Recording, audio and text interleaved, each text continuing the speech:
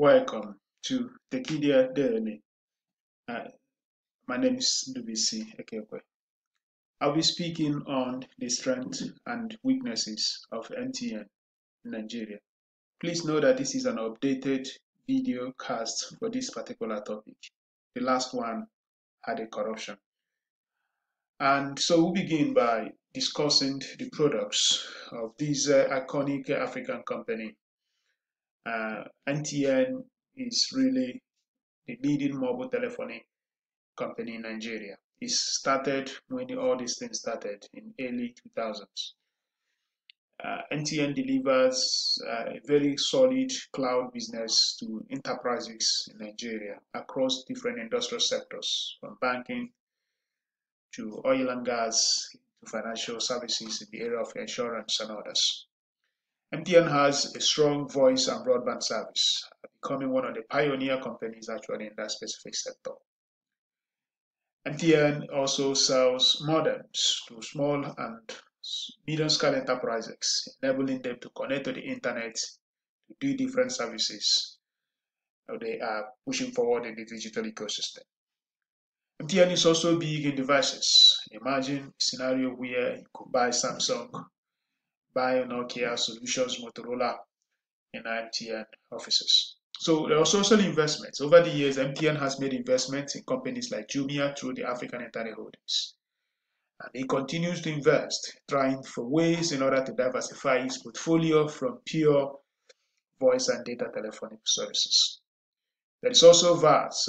MTN delivers solutions in this space, enabling people to enjoy music, comedy, motivational contents across its ecosystem. And of course, there are other services. Over the years, MTN has also brought some products and services like security cameras, but some of these solutions have not been extremely very stellar in the markets. MTN remains a voice and data company, and that is where it receives most of its revenue. So the strengths of MTN, you have to look at the fact that when you talk of telephone in Nigeria, you talk of MTN. So by default, MTN has strengths. It started it all over when it all started, and the 0803 remains the premium number in the country. It has the widest coverage in the country. It's a total nationwide telecommunication company. MTN has a brand. People respect authenticity, respect that great yellow brand. In Africa, if you go to Harvard Business School students with their counterparts in Oxford, with their counterparts in London School of Business and Cambridge, you see that everyone agrees that the MTN is an African brand with a global flair. It operates in more than about 20 countries in the continent. And it is totally something everyone is really proud of. But of course, MTN has also had issues. Etisalat today is considered the best in customer service delivery. When you go to their gig shops across major cities in Nigeria, you could feel the experience of total quality in the way they take care of their customers.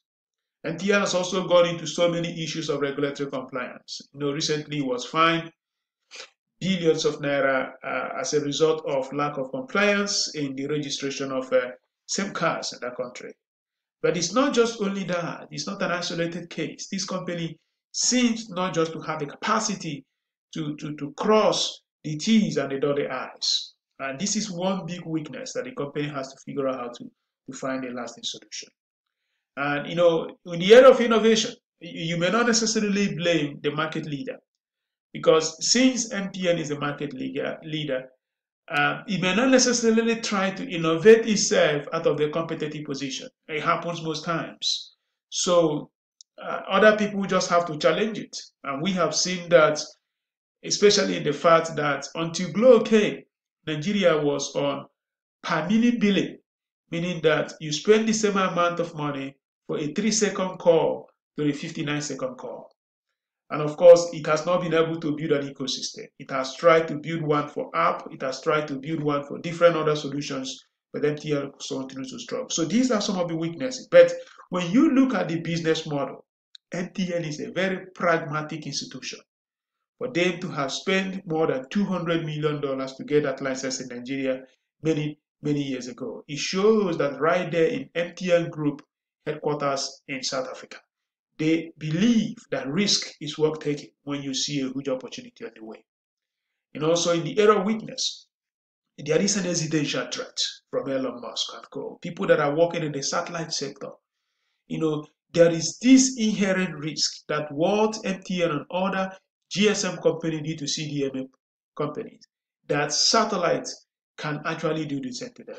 And I'm telling you, if you look right in the total market capitalization of MTN, there was a time it was more than $40 billion. Today it's less than $16 billion.